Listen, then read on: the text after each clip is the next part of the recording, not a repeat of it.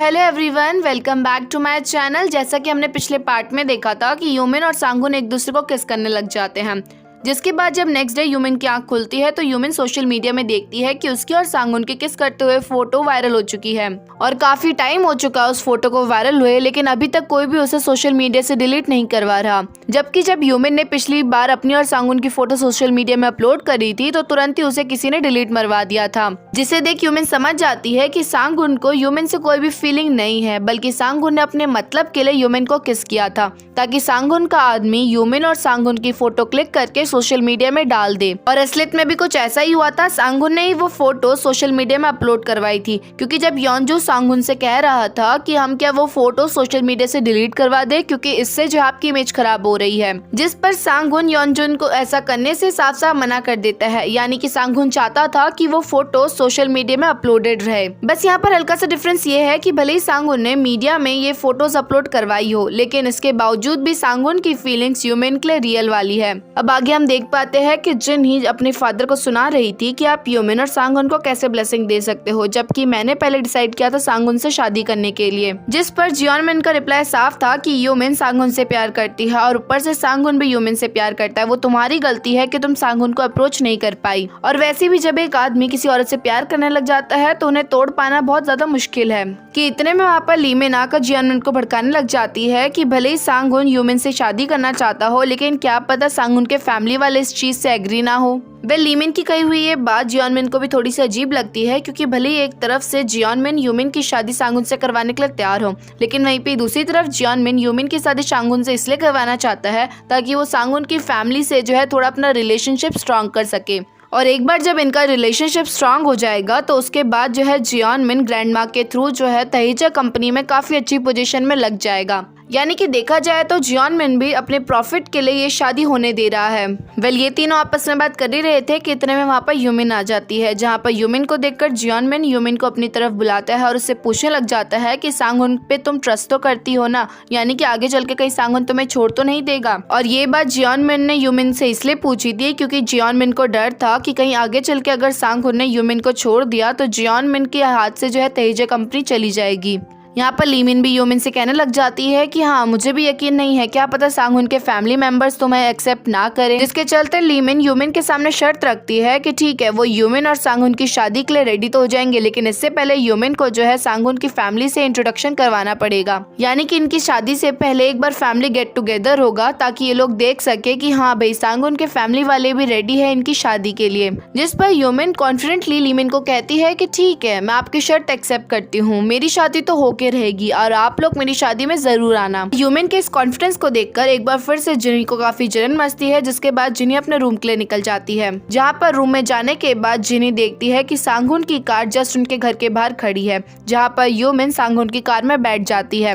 और of course जिनी को ये नज़ारा देखकर भी काफी जलन मचती है, क्योंकि जिनी के लिए तो सांगुन और यूमिन एक क्वालिटी टाइम एक साथ स्पेंड करने के लिए जा रहे हैं। पर अब हम कार के अंदर देख पाते हैं, जहाँ पर कार के अंदर सांगुन नहीं बल्कि योंजू था, क्योंकि सांगुन थोड़ा काम में बिजी था, जिसके चलते यूमिन को लेने के लिए योंजू गया हुआ था। अब यहाँ पर योंजू यूमिन को सांगुन के अपार्टमेंट में लेके जाता है, क्योंकि एक्चुअली में सांगुन कभी भी अपने घर नहीं जाया करता था। सांगुन जब भी अपने घर में जाया करता था तो गेस्ट की तरह जाता था और तुरंत ही आ जाता था। जिसके बाद जब योंजू यूमिन को सांगुन के अपार्टमेंट पे ड्रॉप करता है तो यहाँ पर योंजू को लग रहा था कि शायद से इससे पहले भी उसने कभी यूमिन को देखा हुआ है, पर उस टाइम पर योंजू को याद नहीं आ रहा था कि यूमिन को उसने पहले कहाँ देखा है। अब जब यूमिन रूम में घुसती है तो अंदर सांगुन यूमिन के लिए खाना बना रहा था। साथ साथ यहाँ पर सांगुन यूमिन को एक कॉन्ट्रैक्ट दिखाता है, जहाँ पर कॉन्ट्रैक्ट के अकॉर्डिंग यूमिन और सांगुन साथ में मिलकर काम करेंगे, यानी कि जो भी डिसीजन वो लेने वाले होंगे वो दोनों एक दूसरे से पूछ के करेंगे। इस कॉन्ट्रैक्ट का फायदा उठाते हुए यूमिन सांगुन से कहने लगती है कि एक और मेरे को शर्त इस कॉन्ट्रैक्ट में लिखनी है, जहाँ पर जब तक हमारे पेरेंट्स एक दूसरे से मिल नहीं लेते हैं तब तक हम एक दूसरे से शादी नहीं करेंगे। और ये बात यूमिन ने सांगुन से इसलिए बोली थी क्योंकि एक तरह से लीमिन ने यूमिन को चैलेंज दिया है कि यूमिन को कैसे भी करके सांगुन की फैमिली से जो है यूमिन की फैमिली को मिलवाना है। और अब यूमिन के अंदर जो एटीट्यूड आया है, यूमिन किसी भी कीमत पर उस एटीट्यूड को गिराना नहीं चाहती, जिसके चलते यूमिन को तो लीमिन का काम करना ही पड़ेगा। साथ ही साथ यहाँ पर यूमिन सांगुन से ये भी कहती है कि भले ये लोग एक दूसरे से शादी करने वाले हैं, लेकिन इसके बावजूद भी यूमिन और सांगुन एक दूसरे की लाइफ में इंटरफेयर नहीं करेंगे। यानी कि एक तरह से इनकी लाइफ में एक इमेजिनरी लाइन खींची हुई है जिनको ये दोनों क्रॉस नहीं कर सकते। यहाँ पर यूमिन की ये बात सुनकर सांगुन को हल्का सा बुरा लगता है, क्योंकि सांगुन के मन में तो यूमिन के लिए हल्की सी फीलिंग आ चुकी थी और सांगुन चाहता था कि वो कैसे भी करके यूमिन की हेल्प करे। पर अब खैर इनका ये कॉन्ट्रैक्ट चलने वाला था सिर्फ और सिर्फ 1 साल तक, क्योंकि यूमिन को मालूम था कि 1 साल बाद तो वो अपनी दुनिया में वापस चली ही जाएगी। अब आगे सांगुन यूमिन से कहने लगता है कि ये अपार्टमेंट सांगुन का है, लेकिन अब वो दोनों एक दूसरे से शादी करने वाले हैं, जिसके चलते यूमिन भी इस अपार्टमेंट में आ जा सकती है और सिर्फ गेस्ट की तरह आ जा नहीं सकती, बल्कि यूमिन अगर चाहे तो वो इस घर में जो है आराम से रह भी सकती है काफी दिनों तक। जिसके बाद सांगुन यूमिन को पूरे घर की सैर करवाता है, जहाँ पर सबसे पहले तो सांगुन यूमिन को किचन में लेके जाता है, जहाँ पर सांगुन ने किचन में काफी सारा खाने का सामान रखा हुआ था ताकि यूमिन को कभी भी जो है भूख लगे तो उसे खाने की कमी महसूस ना हो। जिसके बाद सांगुन यूमिन को बाकी रूम्स दिखाता है। यहाँ पर सांगुन ने काफी अच्छे से और कंफर्टेबल सोफा रखे हुए थे ताकि इनको नींद भी आए तो ये लोग आराम से सोफा में सो सके। इवन यहाँ पर सांगुन ने रूम्स में गेम्स भी रखे हुए थे ताकि जब भी ये लोग बोर फील करे तो ये लोग इस गेम को खेलकर अपनी बोरियत कम कर सके। इसके बाद सांगुन यूमिन को अपना रूम दिखाता है और फाइनली यूमिन का खुद का रूम भी दिखाता है, यानी कि सांगुन ने यूमिन के लिए भी पर्सनली रूम एक प्रिपेयर कर रखा है। यहाँ पर सांगुन ने यूमिन का रूम काफी बड़ा बनाया हुआ था और काफी ज्यादा सुंदर भी था वो रूम। साथ साथ यहाँ पर सांगुन ने अलमारी में काफी सारे कपड़े यूमिन के लिए ऑलरेडी रखे हुए थे, जहाँ पर उन कपड़ों का डिजाइन यूमिन को काफी पसंद आता है। और ये सब कुछ सांगुन यूमिन को खुश करने के लिए कर रहा था, क्योंकि सांगुन को मालूम था कि पिछली बार यूमिन ने उसे ये कहा था कि उसका रूम तो जिनी के रूम के आधे के बराबर भी नहीं है। और अब सांगुन नहीं चाहता था कि जिस ट्रॉमा से यूमिन अपने घर में गुजरी है वैसा ट्रॉमा कभी भी यूमिन को उसके घर में आकर फील ना हो। जिसके बाद सांगुन यूमिन को अपार्टमेंट की चाबी पकड़ा देता है ताकि यूमिन कभी भी अपार्टमेंट में आ जा सके, भले ही सांगुन अपार्टमेंट पे हो या ना हो। चाबी को पकड़ने के बाद यूमिन को गूज़बम्प आने लगते हैं, क्योंकि कुछ दिन पहले सांगुन ने यूमिन को होटल की चाबी पकड़ाई थी और होटल की चाबी पकड़ना थोड़ा अजीब सा फील करवाता है। लेकिन अब उसी सांगुन ने यूमिन को आज घर की चाबी दे दी है, यानी कि यूमिन की जो रेपुटेशन होटल की चाबी पकड़ने से गिरी थी, भले ही उन्होंने होटल में कुछ ना करा हो, लेकिन इसके बावजूद भी आज यूमिन घर की चाबी पकड़कर अपनी रेपुटेशन वापस से बढ़ा चुकी है। अब ऑफिस में नेक्स्ट डे सभी कलीग्स को मालूम पड़ गया था कि सांगुन किसी से शादी करने वाला है, जिसके चलते सभी लोग योंजू से पूछने में लगे हुए थे कि वो लड़की कौन है। और ऑफ कोर्स योंजू सांगुन का फैमिली मेंबर होने के नाते किसी को भी ये बात रिवील नहीं कर सकता था कि तभी अचानक से एक कलीग योंजू से कहने लगती है कि अभी कल परसों में कांगशिन शादी करने वाला था और अब हमें मालूम पड़ा है कि सांगुन भी शादी करने वाला है। और ये बात सुनते योंजू को याद आ जाता है कि उसने यूमिन को पहले कहाँ देखा था। एक्चुअली में योंजू ने यूमिन को कांगशिन के साथ देखा था, जहाँ पर यूमिन कांगशिन के लिए खाना लेके आई थी। और उस टाइम पर जब योंजू ने यूमिन को देखा था तो योंजू को यूमिन काफ़ी केयरिंग और काफ़ी सुंदर लगी थी, क्योंकि कौन लड़की अपने फियांसे को खाना देने आएगी इतनी रात को। अब सब कुछ याद आते ही योंजू काफी शॉक्ड होकर तुरंत ही ऑफिस से बाहर निकल जाता है।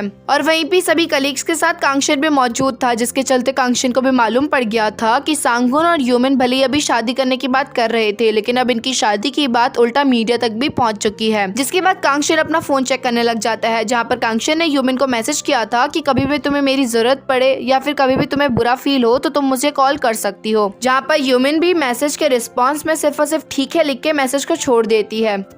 अब नेक्स्ट सीन में हम जिनी और सुनमी को एक साथ मॉल में देख पाते हैं, जहाँ पर जिनी सुनमी से पूछने में लगी हुई थी कि क्या तुम्हारी मॉम और तुम ट्राई नहीं कर रहे युनमी को मनाने की ताकि वो तुम्हारे भाई से शादी कर ले।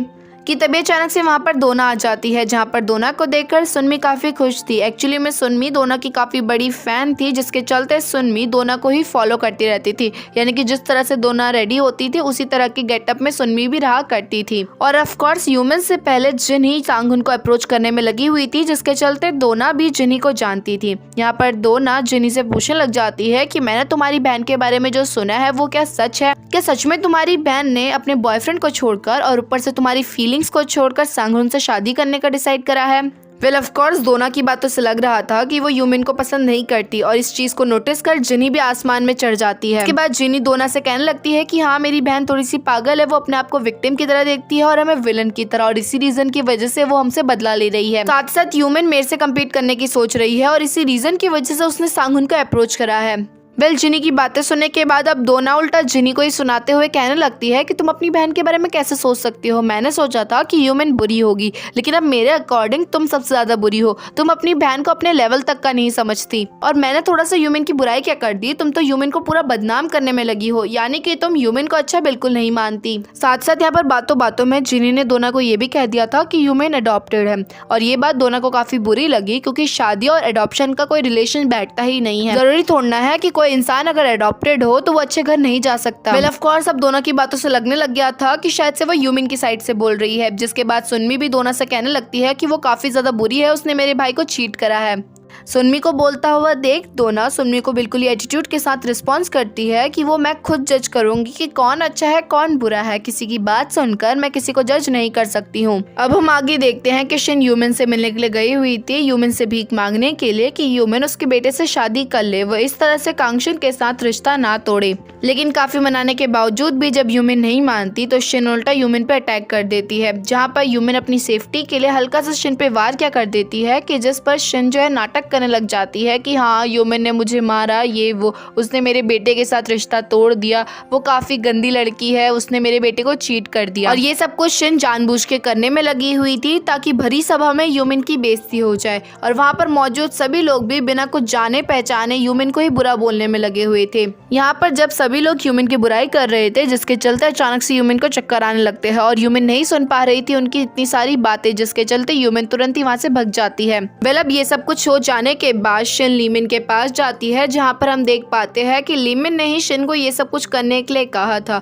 और इसके बदले में लीमिन शिन को काफी सारे पैसे भी देती है। मतलब वहीं पे दूसरी तरफ ह्यूमन अपने कमरे में बैठकर खुद को कोसने में लगी हुई थी कि आज वो कैसे शांत रह सकती है, आज उसने शिन को कुछ जवाब क्यों नहीं दिया, और आज जो ह्यूमन ने करा वो ह्यूमन की सबसे बड़ी गलती थी, क्योंकि फ्यूचर में भी ह्यूमन को सभी लोग दबा के रखते थे, और इसी रीजन की वजह से लास्ट में ह्यूमन की डेथ हो गई। पर अब ह्यूमन ठान लेती है कि वो फ्यूचर को वापस से रिपीट होने नहीं देगी, अब वो सभी लोगों के सामने डट के खड़ी होगी। अब आगे ह्यूमन अपने माइंड को थोड़ा फ्रेश करने के लिए पेंटिंग करने के लिए चली जाती है, जहाँ पर थोड़ी देर में लीमिन वहाँ पर पहुंचकर ह्यूमन की पेंटिंग को देखते ही अपने गार्ड से कहती है कि वो ह्यूमन की पेंटिंग को यहाँ से लेके चले जाए। यहाँ पर ह्यूमन लीमिन को रोकती भी है और कहती है कि अभी तक उसने वो पेंटिंग कंप्लीट नहीं करी है, लेकिन लीमिन ह्यूमन की बात सुनने वाली थोड़ी ना थी, जिसके बाद एक स्टाफ आकर ह्यूमन की पेंटिंग वहाँ से लेके चली जाती है। वेल ह्यूमन लीमिन से बात करके अपना मूड खराब नहीं करना चाहती थी, जिसके चलते ह्यूमन लीमिन से कहने लगती है कि मैं ग्रैंडफादर से हॉस्पिटल में मिलने जा रही हूँ, मैं उन्हें बताना चाहती हूँ कि मेरी शादी होने वाली है। जिस पर लीमिन ह्यूमन से कहती है कि ठीक है, अगर तुम्हें ग्रैंडफादर से मिलने जाना है तो तुम जा सकते हो, लेकिन मेरी भी एक शर्त है, तुम्हें अपने साथ मैनेजर किम को भी लेके जाना पड़ेगा। और ऑफ कोर्स अगर ह्यूमन लीमिन की बात पर इनकार कर देती तो ह्यूमन को भी लीमिन बाहर नहीं जाने देती, जिसके चलते ह्यूमन लीमिन की शर्त मान जाती है। मतलब हॉस्पिटल पहुंचने के बाद ह्यूमन देखती है कि ग्रैंडफादर ने अपने आप को अंदर से लॉक करा हुआ है। यहाँ पर ह्यूमन काफी देर तक गेट खटखटाती है और अपने ग्रैंडफादर को आवाज लगाती है कि ग्रैंडफादर मैं आई हूँ, प्लीज गेट खोल दीजिए। जहाँ पर ग्रैंडफादर को भी ह्यूमन की सारी आवाजें सुनाई दे रही थी, लेकिन इसके बावजूद भी एक बार भी ग्रैंडफादर ह्यूमन के लिए गेट नहीं खोलता। यही सब कुछ काफी देर तक चलता रहता है, काफी देर तक मतलब 1-2 घंटे तक, जिस पर मैनेजर किम काफी थक चुका था और मैनेजर किम को भी समझ आ गया था कि ग्रैंडफादर तो गेट नहीं खोलने वाला है, जिसके चलते मैनेजर किम ह्यूमन को वहीं पे छोड़ के अपने घर के लिए निकल जाता है और घर जाकर लीमिन को सारी न्यूज दे देता है कि ह्यूमन काफी देर तक गेट खटखटाती रही, लेकिन इसके बावजूद भी ग्रैंडफादर ने गेट नहीं खोला। मतलब नेक्स्ट सीन में हम देख पाते हैं ह्यूमन को, जो कि सूजिन के साथ एक रेस्टोरेंट में गई हुई थी। यहाँ पर ह्यूमन सूजिन से टिप ले रही थी कि वो किस तरह से सांगहुन की मॉम को इम्प्रेस कर सके, क्योंकि फादर इन लॉ को मनाना काफी इजी रहता है rather than mother in law, कि एक मदर इन लॉ ही होती है जो कि बिल्कुल ही अच्छे से सब चीज को देखती है कि वो लड़की सुंदर है कि नहीं है, उसे खाना बनाना आता है कि नहीं आता है, मैनर्स है उसमें कि नहीं है। जहाँ पर सूजिन ह्यूमन की हेल्प करने के लिए ह्यूमन के लिए कुकिंग क्लास का एक पास लेके आई हुई थी, जहाँ पर चाय यॉन भी जाया करती है। वेल ऑफ कोर्स जब ह्यूमन और चाय यॉन एक दूसरे से मिलेंगे उसके बाद ही तो इन लोगों को मालूम पड़ेगा ना एक दूसरे का नेचर, जिसके बाद ह्यूमन सूजिन की बात मानते हुए निकल जाती है कुकिंग क्लास के लिए। लेकिन यहाँ पर सूजिन ह्यूमन को एक और टिप देती है कि वो चाय यॉन को इम्प्रेस करने की कोशिश ना करे, यानी कि ह्यूमन चाय यॉन के सामने अच्छी तो बने, लेकिन हाँ साथ साथ ये भी कोशिश करे कि वो चाय यॉन को थोड़ा इग्नोर कर रही है। और जब ह्यूमन ऐसा करेगी तो चाय यॉन भी और भी ज्यादा उतावली हो जाएगी ह्यूमन को और अच्छे से जानने के लिए। वेल अब जब ह्यूमन अपनी कुकिंग क्लास में जाती है तो वहाँ पर ऑलरेडी चाय यॉन और उसके दोस्त मौजूद थे, जहाँ पर उनके दोस्तों ने सांगहोन और ह्यूमन की किसिंग फोटो देख ली थी, जिसके चलते चाय यॉन के सभी दोस्त चाय यॉन का मजाक उड़ा रहे थे। जिसके बाद जैसे ही यूमिन वहाँ पर पहुँचती है तो चायोन गुस्से में वहाँ से तुरंत निकल जाती है, क्योंकि वो किसी भी कीमत पर यूमिन से बात नहीं करना चाहती थी। पर इसके बावजूद भी यूमिन एटलीस्ट चायोन को नमस्ते कहती है। अब इसके बाद यूमिन अपनी टीचर के पास जाती है, जहाँ पर टीचर का नेचर काफी ज्यादा अच्छा था। यहाँ पर टीचर यूमिन से कहने लगती है कि मैंने तुमसे कुछ लाने के लिए बोला था, क्या तुम उसे लाई हो? जिस पर यूमिन टीचर को पेंटिंग पकड़ाती है। टीचर यहाँ पर यूमिन से कहने लगती है कि मैंने कहा था कि तुम्हें खुद के हाथों से बना के लेके आना है। इस पर यूमिन का रिप्लाई था कि आपने कहा था कि खुद के हाथों से बना के लेके आना है, लेकिन आपने ये नहीं कहा था कि मुझे खाना बना के लेके आना है, और मुझे पेंटिंग में ज्यादा इंटरेस्ट है, जिसके चलते मैं आपको पेंटिंग दे रही हूँ। यहाँ पर यूमिन की टीचर को यूमिन की पेंटिंग काफी पसंद आई थी, जिसके चलते यूमिन की टीचर उस पेंटिंग को रख लेती है। लेकिन साथ साथ यहाँ पर टीचर यूमिन को पैसे भी देती है, क्योंकि आज तक कभी भी टीचर ने किसी भी चीज को फ्री में नहीं खरीदा था। साथ ही साथ यहाँ पर टीचर यूमिन से ये भी पूछने लग जाती है कि क्या तुमने इससे पहले भी अपनी पेंटिंग कहीं सेल करी है? जिस पर यूमिन का जवाब था कि नहीं, मैंने आज तक कभी भी अपनी पेंटिंग सेल नहीं करी है, और ऊपर से आज आप मेरी फर्स्ट कस्टमर बनी हो जिसने मेरी पेंटिंग खरीदी है। टीचर को यूमिन का नेचर काफी पसंद आया था, जिसके चलते टीचर खुशी खुशी यूमिन को अपना स्टूडेंट एक्सेप्ट कर लेती है। यानी कि अभी तक यूमिन का टेस्ट चल रहा था और यूमिन उस टेस्ट में पास हो चुकी है, क्योंकि ऑफ कोर्स अगर टीचर सभी लोगों को कुकिंग सिखाने लग गई तो वहाँ पर बहुत सारे स्टूडेंट आ जाएंगे। अब इसके बाद जब यूमिन कुकिंग क्लास से बाहर निकलती है तो कुकिंग क्लास के ठीक बाहर चायोन भी मौजूद थी, जहाँ पर चायोन यूमिन का ही वेट कर रही थी। अब इसके बाद चायोन यूमिन से पूछती है कि क्या वो उसके साथ एक कप ऑफ टी पिएगी, जिसके चलते यूमिन भी चायोन को मना नहीं करती और निकल जाती है चायोन के साथ चाय पीने के लिए। लेकिन जैसे ही ये लोग रेस्टोरेंट में पहुंचते हैं तो यूमिन देखती है कि जिस रेस्टोरेंट में चायोन यूमिन को चाय पिलाने के लिए लेके गई है, ठीक उसी रेस्टोरेंट में जिन्ही भी मौजूद है। या फिर मैं ये कहूँ कि जिन्ही और चायोन का मिलने का प्लान तो बना ही पड़ा था, लेकिन चायोन को यूमिन दिखी, जिसके चलते चायोन यूमिन को भी अपने साथ चाय पिलाने के लिए लेके गई। अब नेक्स्ट सीन में हम देख पाते हैं सांगुन को, जहाँ पर सांगुन अपने फैमिली मेंबर से मिलने के लिए अपने घर में गया हुआ था, लेकिन वहाँ पर हान भी मौजूद था, जहाँ पर हम नोटिस कर पाते हैं कि सांगुन और हान की बिल्कुल भी नहीं बन रही है। मतलब सांगुन सभी से अच्छे से बात कर रहा है सिवाय हान के, और साथ ही साथ सांगुन और हान की एक तो ऑलरेडी एक दूसरे से बनती नहीं है, ऊपर से हान सांगुन से इस बात के लिए काफी ज्यादा गुस्सा है कि उसके होते हुए भी उसके छोटे भाई की पहले शादी हो रही है। और यहाँ पर हान इन सब चीज के जिम्मेदार ठहराता अपने पैरों को, क्योंकि हान एक पैर से चल नहीं पाता। जिस पर सांगुन क्लियरली हान से कह देता है कि तुम्हारे पैरों की वजह से तुम्हें लड़की नहीं मिल रही, बल्कि तुम्हारा चेहरा जो है काफी गुस्से वाले टाइप का है, तुम्हें देखकर ऐसा लगता है कि तुम बहुत बड़े गुंडे हो। अदरवाइज कोई लड़की अगर तुम्हें पसंद करती होगी तो वो तुम्हारे पैरों को नहीं देखेगी, बल्कि तुम्हारी इनर क्वालिटी देखेगी। हान को ये सब कुछ कहने के बाद सांगुन अपने घर के लिए निकल जाता है, क्योंकि सांगुन एक मिनट भी हान से बात नहीं कर सकता, क्योंकि हान से बात करने के बाद सांगुन का सिर्फ और सिर्फ मूड खराब हो जाता है। अब नेक्स्ट सीन हमें रेस्टोरेंट का दिखाया जाता है, जहाँ पर यूमिन और जिनी वॉशरूम के लिए गए हुए थे। यहाँ पर जिनी मेकअप कर रही थी और मेकअप करते हुए यूमिन से कहने लगती है कि तुम्हें अच्छे से नाटक करना चाहिए, लोगों को लगना चाहिए कि हम एक दूसरे से प्यार करते हैं। जिस पर क्लियरली यूमिन जिनी से कह देती है कि मैं बिल्कुल भी अपने आप को फेक शो नहीं करूंगी, जो है वो सच दिखाऊंगी। जिसके बाद ये दोनों चायोन से मिलने के लिए जाते हैं। यहाँ पर चायोन यूमिन से कहने लगती है कि तुम्हें गिव अप कर लेना चाहिए, तुम बड़ी बहन हो तो बड़ी बहन होने के नाते तुम्हें अपनी छोटी बहन की परवाह करनी चाहिए।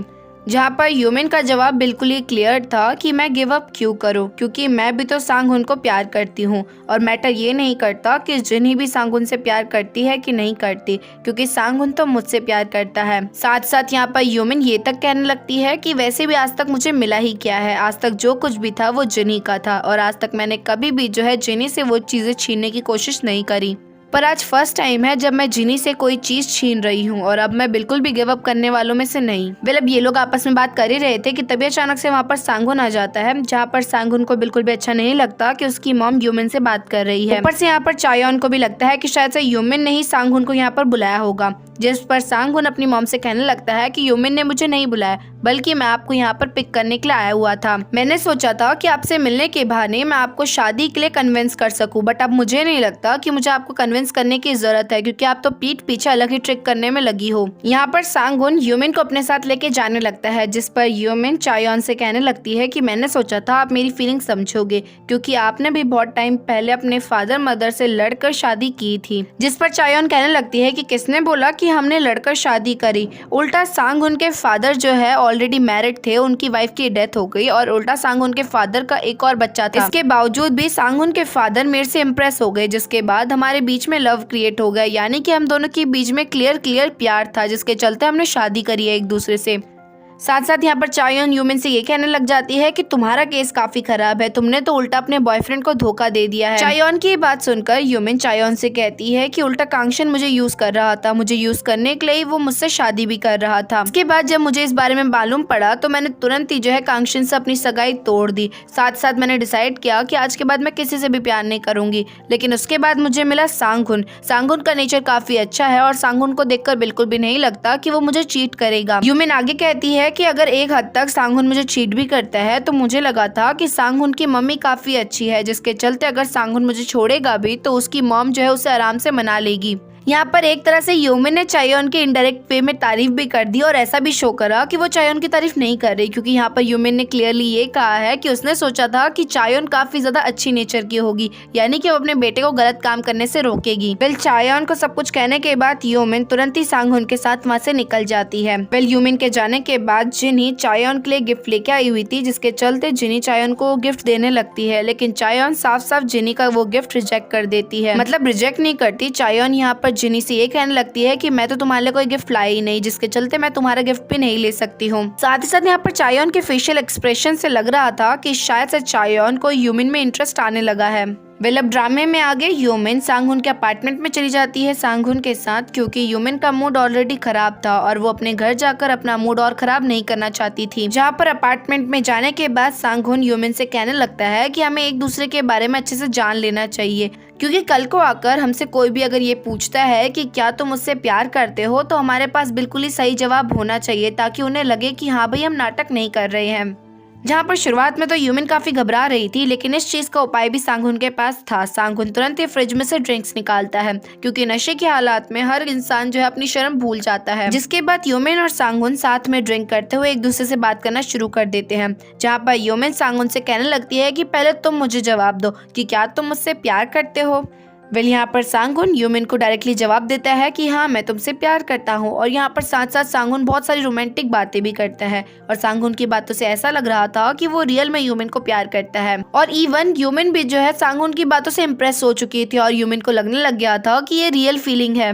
वेल सांगुन की तो बातों से यूमिन के पेट में बटरफ्लाईज उड़ने लग गए थे, लेकिन जैसे ही सांगुन ने यूमिन को ये बताया कि वो नाटक कर रहा है तो वो बटरफ्लाई सारे के सारे टूट गए, जिसकी वजह से यूमिन तुरंत ही गेम को बीच में छोड़कर सोने के लिए चली जाती है। पर बेड में जाने के बावजूद भी यूमिन को अभी भी नींद नहीं आ रही थी, जिसके चलते यूमिन एक बार फिर से अपने रूम से बाहर निकलती है, लेकिन तब तक सांगुन ऑलरेडी सो चुका था। फिर बाहर जाने के बाद यूमिन सारी की सारी ड्रिंक्स की कैन उठाती है और एक प्रॉपर जगह पे उसे रख देती है। साथ साथ यहाँ पर यूमिन देखती है कि सांगुन को पसीना आ रहा है, जिसके चलते यूमिन सांगुन का पसीना भी पोंछती है। यहाँ पर यूमिन ये भी नोटिस करती है कि सांगुन नींद में कुछ बड़बड़ा रहा है और ऐसा लग रहा है कि वो काफी ज्यादा डरा हुआ है। अब यूमिन को तो नहीं पता कि सांगुन क्यों डरा हुआ है, लेकिन स्टिल इसके बावजूद भी यूमिन सांगुन के शरीर को सहलाने लगती है ताकि सांगुन थोड़ा सा रिलैक्स्ड हो जाए।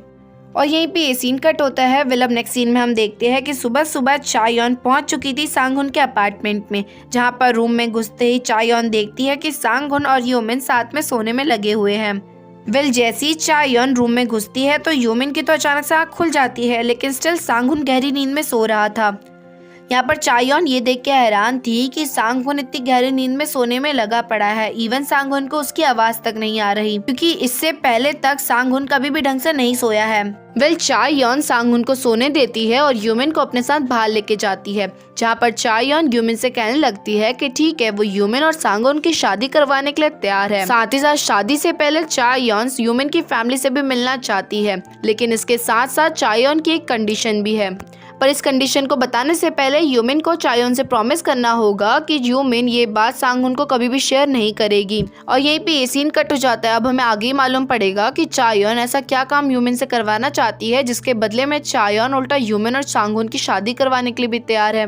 पर अब खैर इसके बाद यूमिन डायरेक्टली अपने घर जाती है और घर में जाकर सबको बता देती है कि सांगुन के फैमिली वाले रेडी है उनकी फैमिली से मिलने के लिए। और ऑफ कोर्स लीमिन को तो लग भी नहीं रहा था कि सांगुन की फैमिली वाले लीमिन की फैमिली वालों से मिलेंगे, लेकिन अब यूमिन ने वो काम कर दिखाया है।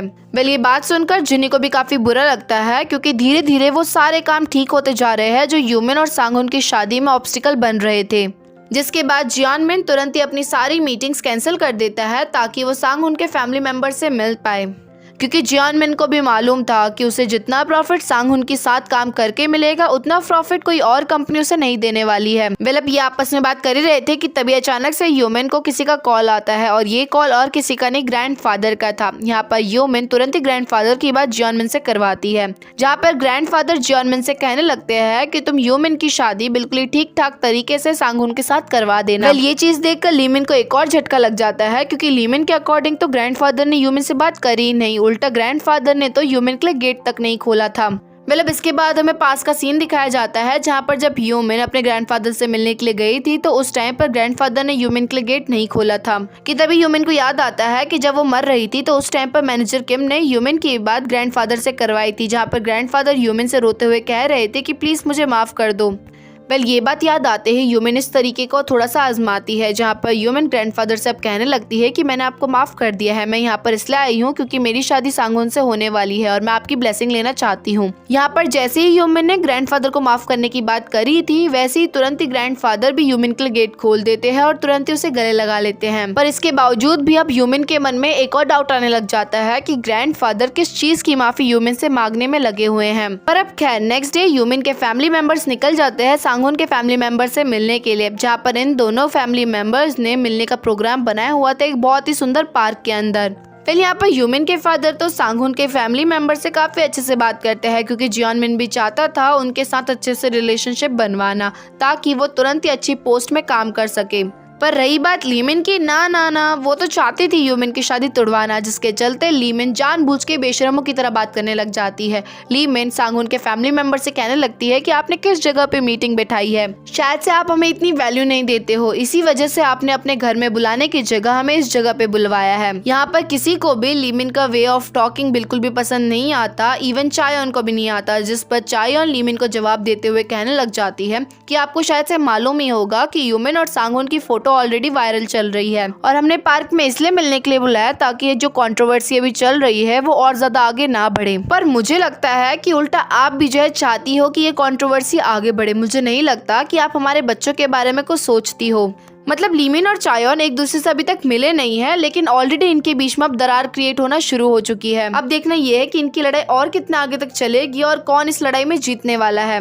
मतलब सभी लोग जैसी डाइनिंग टेबल में बैठते एक दूसरे से बात करने के लिए कि तभी एक बार फिर से लीमिन बोलना शुरू कर देती है। यहाँ पर लीमिन सभी से कहने लगती है कि पता नहीं आप लोग ह्यूमन से शादी क्यों करवा रहे हैं अपनी बेटी की, ह्यूमन तो किसी काम की नहीं है, क्योंकि ह्यूमन को ना ही खाना बनाना आता है ना ही घर का काम करना आता है। ह्यूमन सिर्फ और सिर्फ पेंटिंग करना जाती है, लेकिन उस पेंटिंग का भी क्या फायदा जब वो एक भी पेंटिंग अभी तक बेच नहीं पाई है। और ऊपर से ह्यूमन अडॉप्टेड है, तो अडॉप्टेड लड़की के साथ कौन किसी की शादी करवाता है। अडॉप्शन वाली बात सुनकर सभी को काफी ज्यादा बुरा लगता है, क्योंकि भले ही ह्यूमन अडॉप्टेड हो लेकिन इसके बावजूद भी एक माँ होने के नाते उसे अपनी बेटी के सामने ऐसी बात नहीं करनी चाहिए थी। इस पर सांगहुन लीमिन को रिस्पॉन्स में कहता है कि मुझे इससे फर्क नहीं पड़ता कि ह्यूमन कहाँ से आई है और कहाँ से नहीं आई है, मैं सिर्फ इतना जानता हूँ कि मैं ह्यूमन से प्यार करता हूँ। यहाँ पर ह्यूमन भी लीमिन से लड़ना नहीं चाहती थी, जिसके चलते ह्यूमन लीमिन को कुछ नहीं कहती, जिसके बाद ह्यूमन ग्रैंड मदर से कहने लगती है कि मैं आपके लिए गिफ्ट लेके आई हूँ।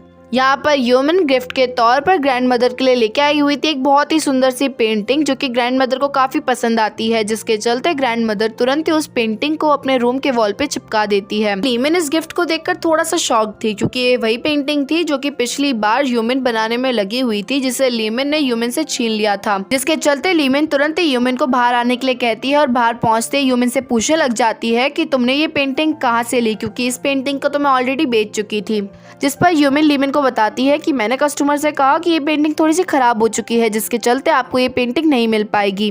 जिसके बाद उस पेंटिंग के डिलीवर होने से पहले वो पेंटिंग मैंने खुद रख ली और जितने भी पैसे उस लेडी के बनते थे उन्हें वापस कर दिए। यहाँ पर लीमिन को ह्यूमन की बात पे यकीन नहीं हो रहा था, जिसके चलते लीमिन तुरंत ही अपनी कस्टमर को कॉल मिलाती है। यहाँ पर कस्टमर का रिस्पांस था कि आपकी सर्विस काफी ज्यादा अच्छी है, उन्होंने बिना मेरा एक पैसा काटे मेरे को पैसे सारे वापस कर दिए हैं। अब ऐसे ही पूरा दिन बीत जाता है, जहाँ पर अब बारी आ जाती है ह्यूमन के घर वालों की वापस से घर जाने की। यहाँ पर सांगहुन के फैमिली मेंबर्स को जियोनमिन का नेचर तो काफी पसंद आया था, लेकिन वहीं पे दूसरी तरफ लीमिन का नेचर किसी को भी पसंद नहीं आया। साथ ही साथ जब जियोनमिन और लीमिन घर जा रहे थे तो यहाँ पर जियोनमिन लीमिन को काफी ज्यादा सुनाता है, क्योंकि भले ही जिन्हीं की शादी अब नहीं हो पा रही है सांगहुन के साथ, तो अब लीमिन को ऐसा सब कुछ नहीं करना चाहिए। यहाँ पर जियोनमिन लीमिन की हरकतों की वजह से लीमिन से इतना ज्यादा गुस्सा था कि जियोनमिन लीमिन से बिना बात करे हुए तुरंत अपने कमरे के लिए निकल जाता है। वहीं पे लीमिन को भी गुस्सा आ रहा था क्योंकि जियोन मिन उस पर चिल्लाया है और अब लीमिन को भी अपना भड़ास कहीं ना कहीं तो निकालना था और लीमिन ये सारा भड़ास निकालती है मैनेजर किम के ऊपर, जिसके चलते लीमिन तुरंत ही मैनेजर किम को एक जोरदार थप्पड़ मारती है क्योंकि लीमिन ने मैनेजर किम को यूमिन के साथ इसलिए भेजा था ताकि यूमिन और ग्रैंडफादर किसी भी कीमत पर एक दूसरे से ना मिल सके। लेकिन मैनेजर किम के होने के बावजूद भी यूमिन ग्रैंडफादर से मिल भी गई और उल्टा जो है ग्रैंडफादर भी रेडी हो चुके हैं यूमिन और सांगुन की शादी के लिए। लीमिन के घर पहुंचने के बाद जिनी को भी मालूम पड़ जाता है कि इनकी मीटिंग काफी अच्छी गई है, यानी कि यूमिन और सांगुन की अभी भी शादी कैंसिल नहीं हो पाई, जिसके चलते जिनी काफी ज्यादा फ्रस्ट्रेट हो निकल जाती है अपने घर के बाहर, जहां पर जिनी को बाहर जाता हुआ कांगशन भी देख लेता है। जिसके बाद जिनी और कांगशन साथ में बैठकर ड्रिंक करते हैं। यहाँ पर जिनी को उदास देख कांगशन जिनी से कहने लगता है कि तुम चिंता मत करो, मैं यूमिन से बात करूंगा कि वो ये सब कुछ क्यों कर रही है। जिस पर जिनी हंसते हुए कहने लगती है कि क्या तुम्हें कुछ मालूम भी है, उल्टा आज इनकी फैमिली मीटिंग थी और इनकी फैमिली मीटिंग भी काफी अच्छी चली गई है, यानी कि कुछ टाइम बाद इनकी शादी भी हो जाएगी। और ये बात सुनकर कांगशन भी खुद हक्का बक्का था कि मतलब कल परसों ये लोग एक दूसरे से मिले और अब इनकी फैमिली मीटिंग भी हो गई और इनकी शादी भी फिक्स्ड होने वाली है। जिसके बाद जिनी डिसाइड करती है कि अब इस मैटर को मैं हैंडल करूंगी क्योंकि उसकी मॉम से तो कुछ होने वाला नहीं है। वहीं पे दूसरी तरफ चायोन भी घर पहुंचने के बाद ग्रैंड मदर और डोना से कहने में लगी होती है कि पता नहीं यूमिन के घर वाले कैसे हैं। यूमिन के फादर फिर भी ठीक है, लेकिन यूमिन की मॉम उल्टा वो अपनी ही बेटी को अडॉप्टेड बोलने लगी हुई है। भले ही उन्होंने उसको अडॉप्ट करा है, लेकिन कम से कम ऐसा तो नहीं बोलना चाहिए था उन्हें यूमिन को। चायोन आगे कहने लगती है कि हो ना हो लीमिन की मॉम काफी ज्यादा खराब है और लीमिन की मॉम शुरुआत से यूमिन को काफी बुरा ट्रीट भी करती होगी, इसी रीजन की वजह से यूमिन इतनी ज्यादा पतली है। यहाँ पर चायोन के मुंह से ऐसी बातें सुनने के बाद डोना चायोन से कहने लगती है कि मॉम मुझे लगता है कि आपको यूमिन पसंद आ गई है, क्योंकि जब से हम घर आए हैं आप यूमिन की ही बात करने में लगी हो। मतलब ये लोग आपस में बात कर ही रहे थे कि तभी अचानक से वहाँ पर हान भी आ जाता है और हान को आते ही मालूम पड़ जाता है कि हाँ ये लोग फैमिली मीटिंग के लिए गए हुए थे और फैमिली मीटिंग काफी अच्छी गई इनकी। यहाँ पर हम देख पाते हैं कि चायोन को सोचने में लगी हुई है। जिसके बाद हमें पास्ट का सीन दिखाया जाता है, जहाँ पर जब चायोन यूमिन से मिलने के लिए गई हुई थी तो यहाँ पर चायोन यूमिन से ये कहती है कि मैं तुम्हें 6 महीने का टाइम देती हूँ, इन 6 महीनों में तुम्हें कैसे भी करके सांगहुन को वापस से तहेजा कंपनी में भेजना होगा। वेल ऑफ कोर्स सांगहुन पहले तहेजा कंपनी में ही काम करा करता था, लेकिन अपने भाई के साथ अनबन होने की वजह से सांगहुन तुरंत ही जो है उस कंपनी को छोड़ देता है और अपनी न्यू कंपनी क्रिएट करता है। पर अब खैर चायोन की यही वो कंडीशन थी जिसके चलते चायोन यूमिन की शादी सांगहुन से करवाने के लिए तैयार है और यहाँ पर यूमिन भी चायोन के इस चैलेंज को एक्सेप्ट कर लेती है। मतलब ऑफिस में नेक्स्ट डे मीटिंग के दौरान सांगहुन और कांगशन की लड़ाई होने लग जाती है। यहाँ पर कांगशन सांगहुन से पूछने लगता है कि तुम किस मकसद से यूमिन से शादी करने वाले हो। मतलब कांगशन एक तो खुद गंदा है, ऊपर से वो सांगहुन के बारे में ये सोच रहा है कि शायद से सांगहुन प्ले बॉय टाइप का लड़का होगा, जिसके चलते वो यूमिन को यूज करके उसे फेंक देगा।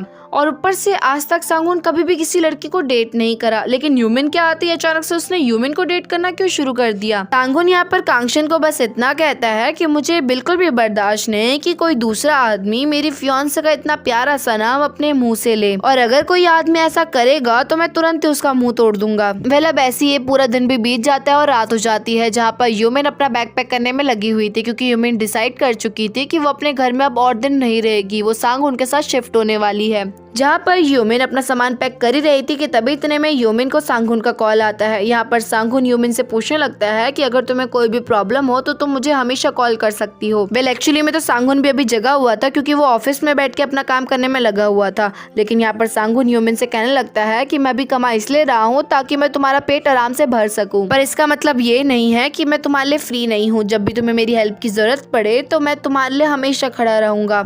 मतलब यहाँ पर सांगहुन जिस टाइप की लाइंस बोलता है ना, उस लाइंस को सुनने के बाद तो कोई भी लड़की आराम से पिघल जाए, और ऐसा यूमिन के साथ भी होता है। मतलब सांगहुन की बातें सुनने के बाद तो यूमिन ब्लश मारने लग जाती है और यूमिन नहीं चाहती थी कि सांगहुन को इस बारे में पता चले, जिसके चलते यूमिन तुरंत ही सांगहुन का फोन कट कर देती है। वेल अब यूमिन अपना पूरा सामान पैक करके घर से बाहर निकली ही थी कि तभी अचानक से यूमिन के रास्ते में कांगशन आ जाता है। यहाँ पर कांगशन यूमिन का बैग पकड़ते हुए कहने लगता है कि लाओ मैं तुम्हें घर तक छोड़ दूं। वेल शुरुआत में तो यूमिन कांगशन को रोकती है और कांगशन से कहने लगती है कि मैं खुद से अपना काम कर लूंगी, तुम्हें ये सब कुछ करने की कोई जरूरत नहीं है। जिस पर कांगशन यूमिन से कहता है कि एटलीस्ट मैं तुम्हारी लास्ट टाइम हेल्प करना चाहता हूँ और इसी बहाने मैं थोड़ी तुमसे बात भी कर लूंगा।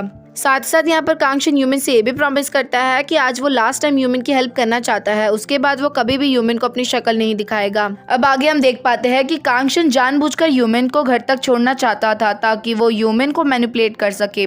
यहाँ पर कांगशन यूमिन से कहने लगता है कि मैं तुम्हारा बचपन का दोस्त हूँ, जिसके चलते मैं कभी भी तुम्हारा बुरा नहीं सोचूंगा।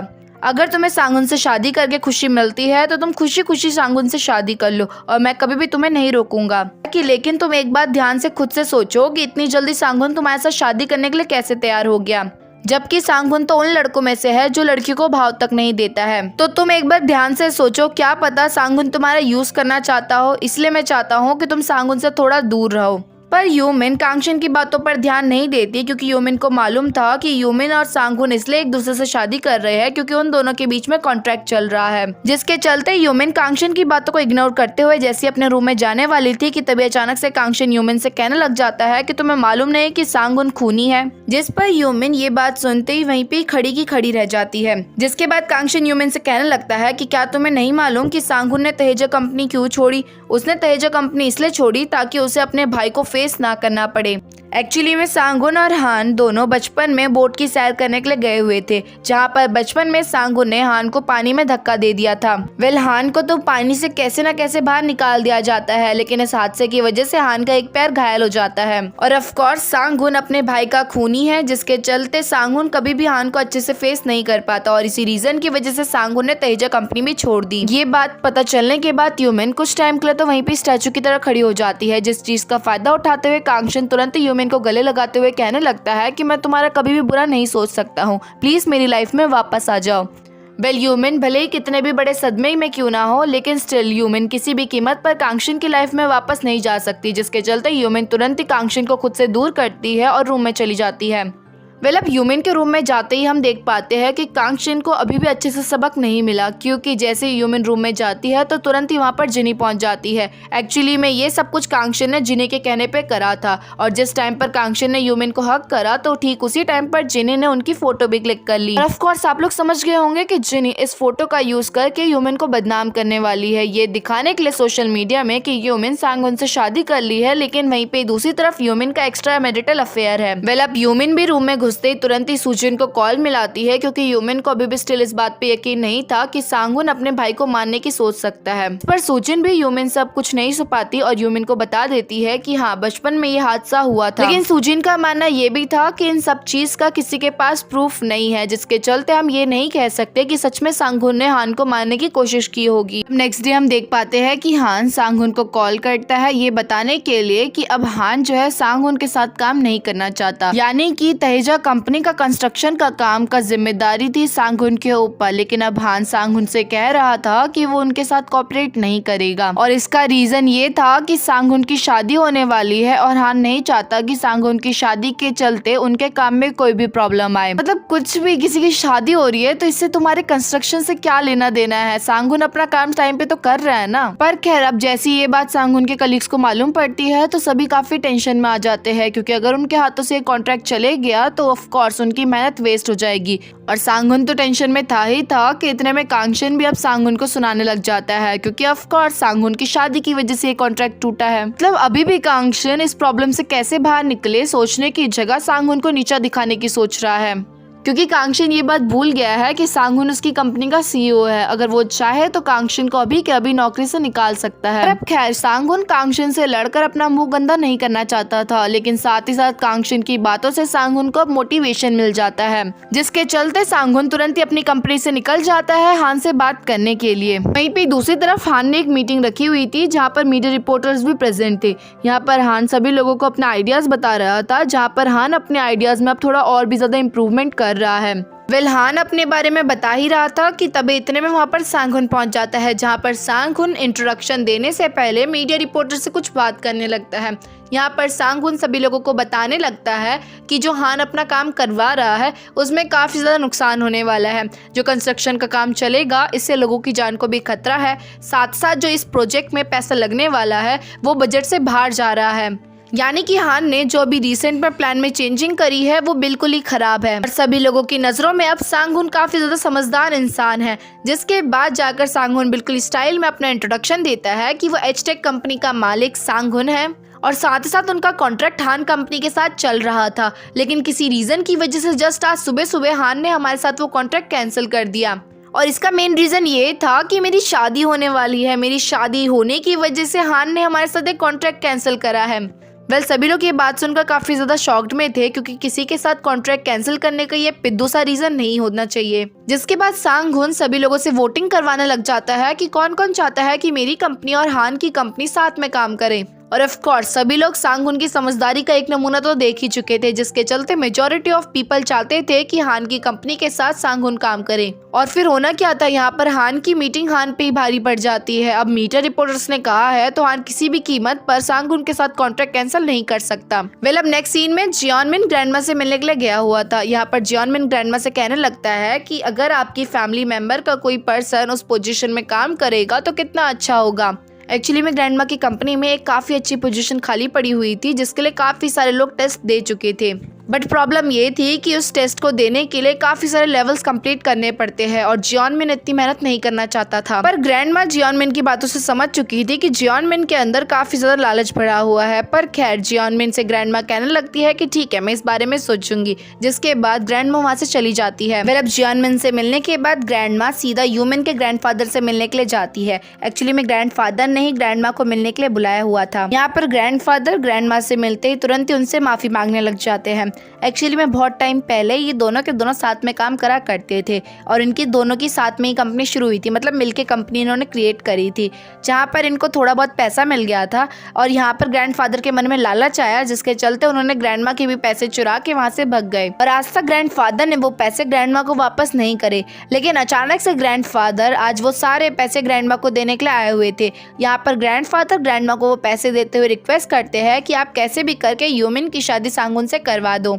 वेल ऑफ कोर्स उस टाइम पर ग्रैंडमा को लॉस हुआ था इस चीज़ की वजह से, और अब ग्रैंडमा उस पैसों को लेके क्या ही करेगी, जिसके चलते ग्रैंडमा साफ साफ ग्रैंडफादर के वो पैसे रिजेक्ट कर देती है। यहाँ पर एक फनी सीन भी होता है जहाँ पर ग्रैंडमा तुरंत ही रेस्टोरेंट से जाने लगती है, जिस पर ग्रैंडफादर तुरंत ही ग्रैंडमा के पैर पकड़ लेते हैं और उन्हें रोकने लग जाते हैं। वेल अब ग्रैंडफादर का कोई गलत इंटेंशन तो नहीं होता, लेकिन गलती से ग्रैंडफादर ने ग्रैंडमा के पैजामे को पकड़ा होता है और ग्रैंडफादर को मालूम नहीं था कि ग्रैंडमा का पैजामा ढीला है, जिसके चलते जब ग्रैंडफादर ग्रैंडमा को रोकने लग जाते हैं और ग्रैंडमा भी पूरी फोर्स से अपने आप को छुड़वाने की कोशिश करती है कि तभी अचानक से ग्रैंडमा का पैजामा ही नीचे गिर जाता है। थैंक्स टू ग्रैंडमा का कोट कुछ ज्यादा ही बड़ा था, जिसके चलते वो थोड़ी बहुत उनकी इज्जत बच जाती है। वेल अब ग्रैंड मदर काफी फ्रस्ट्रेटेड मूड में अपने घर पहुंचती है, क्योंकि भरी सभा में उनकी बेइज्जती जो हुई थी। यहाँ पर ग्रैंड मदर चायोन से कहने लग जाती है कि पता नहीं इनका क्या प्लान चल रहा है, क्योंकि ग्रैंडफादर आज मुझे पैसे लौटाने के लिए आए हुए थे, वो भी सिर्फ और सिर्फ ये कहने के लिए कि यूमिन की शादी वो करवा दे। मतलब जो इंसान इतना नंबर का कंजूस और लालची था, वो मेरे पैसे तक अभी तक नहीं लौटाया था, लेकिन वो अचानक से मुझे पैसे लौटाने भी आ गया, वो भी सिर्फ और सिर्फ यूमिन की शादी करवाने के बदले में। वहीं पे दूसरी तरफ यूमिन का फादर जियोनमिन, वो भी एक नंबर का कंजूस है, वो भी हमारी कंपनी ज्वाइन करना चाहता है और मेरे थ्रू उसको इजीली एंट्री मिल जाएगी, जिसके चलते वो मुझे यूज कर रहा है। अब ग्रैंडमा डिसाइड करती है कि अब वो यूमिन का टेस्ट लेगी, वो चेक करेंगी कि यूमिन भी अपनी फैमिली मेंबर्स की तरह है या फिर उनसे अलग है। और ग्रैंडमा विश यही कर रही थी कि होपफुली यूमिन अपने फैमिली मेंबर से अलग निकले, अदरवाइज सांग-हुन और यूमिन को अलग करना काफी मुसीबत भरा रहेगा।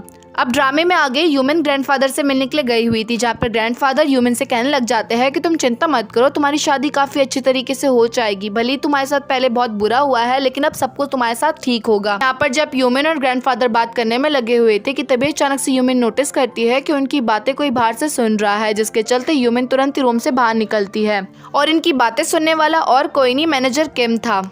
वेल अब यूमिन मैनेजर किम के पास जाकर मैनेजर किम से पूछने लग जाती है कि तुम किसके टीम में हो और तुम हमारी बातें छुप छुप के क्यों सुनने में लगे हो, क्योंकि पिछली बार भी जब मैं ग्रैंडफादर से मिली थी तो उस टाइम पर भी तुमने हमें देख लिया था, लेकिन इसके बाद भी तुमने लीमिन को ये बात नहीं बताई, जबकि तुम लीमिन को एक छोटी छोटी खबर तक बताया करते हो। जिस पर मैनेजर किम यूमिन से साफ कह देता है कि मैं बिल्कुल भी लॉयल नहीं हूँ, ये मेरे पे डिपेंड करता है कि मुझे किसकी साइड लेनी है और किसकी नहीं। यहाँ पर अब यूमिन मैनेजर किम से कहने लगती है कि क्यों ना तुम मेरी टीम में शामिल हो जाए, जिस पर मैनेजर किम भी यूमिन से साफ देता है कि जिसकी भी टीम जीतने वाली होगी उसी की ही टीम की साइड में होऊंगा। ही तुरंत यूमिन को हान का कॉल आता है, जहाँ पर हान यूमिन से कहने लगता है कि आज तक हम एक दूसरे से नहीं मिल पाए, ऊपर से फैमिली मीटिंग वाले दिन में मैं काम में बिजी था, जिसके चलते मैं तुमसे नहीं मिल पाया। हान यूमिन से आगे कहता है कि कल मैं तुम्हें मिलने की लोकेशन भेज दूंगा, तो तुम रेडी रहना कल के लिए, और साथ साथ इस बारे में सांग-हुन को कुछ मत बताना। वहीं पे दूसरी तरफ सांग-हुन जब अपने ऑफिस में बैठ के काम कर रहा था कि तभी अचानक से सांग-हुन को हान का कॉल आता है, जहाँ पर हान सांग-हुन से कहने लगता है कि तुम्हारी प्यारी सी फियांसे मुझसे आज मिलने आ रही है, साथ साथ मैं देखना चाहता हूँ कि क्या तुमने उसे सारी बात बताई है कि नहीं बताई है, और अगर नहीं भी बताई होगी तो तुम चिंता मत करना, मैं उसे सारी बात आज बता दूंगा कि उसका फियांसे कैसा है।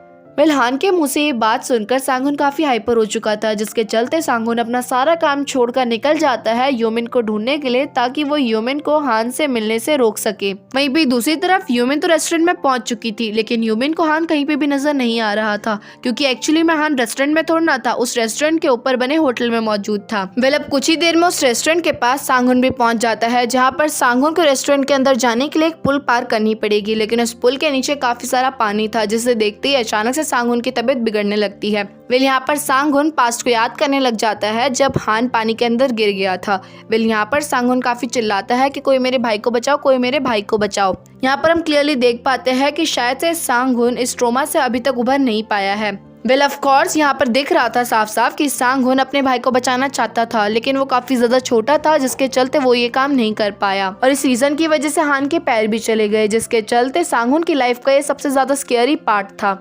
कि तभी अचानक से सांग-हुन के ठीक सामने यूमिन खड़ी हो जाती है, जहाँ पर यूमिन पुल के ठीक बीचों बीच खड़ी थी। यहाँ पर सांग-हुन यूमिन पे चिल्लाने लग जाता है कि तुम यहाँ पे क्या कर रही हो, तुम बिना बताए किसी से मिलने कैसे जा सकती हो। यहाँ पर सांग-हुन यूमिन की तरफ जाने की एक बार फिर से कोशिश करता है, बट ऑफ कोर्स सांग-हुन से ये स्टेप नहीं हो पाता, जिसके बाद सांग-हुन की इतनी ज्यादा तबीयत खराब हो जाती है, जिसके चलते वो वहीं पे बेहोश हो जाता है। ऑफ कोर्स ये चीज देखते ही तुरंत ही यूमिन सांग-हुन की तरफ भागती है, जहाँ पर सांग-हुन यूमिन से कहने लगता है कि तुमने कहा था कि हमें एक दूसरे की लाइफ में इंटरफेयर नहीं करना है, बट तुम ऑलरेडी लाइन क्रॉस कर चुकी हो। और ये कहते ही सांग-हुन वहीं पे बेहोश हो जाता है। सारा नजारा हान भी देख रहा था, जहाँ पर हान ये नजारा देखकर काफी खुश था। साथ साथ यहाँ पर हान कहने लग जाता है कि तुम अभी तक इस ट्रॉमा से नहीं उबर पाए, तुम पहले भी डरपोक थे और अभी भी डरपोक हो। यानी कि ये सारा का सारा करा धरा हान का है। हान ने जानबूझ के उस रेस्टोरेंट में यूमिन को बुलाया और फिर उसके बाद सांग-हुन को वहाँ पे बुलाया, ताकि सांग-हुन की ऐसी कंडीशन हो जाए। पर अब खैर यहीं पे हमारे पार्ट एंड होता है, आगे क्या होगा वो तो हमें नेक्स्ट पार्ट में ही मालूम पड़ेगा। तो वीडियो पसंद आए तो वीडियो को लाइक और चैनल को सब्सक्राइब करना मत भूलना। तब तक के लिए बाय।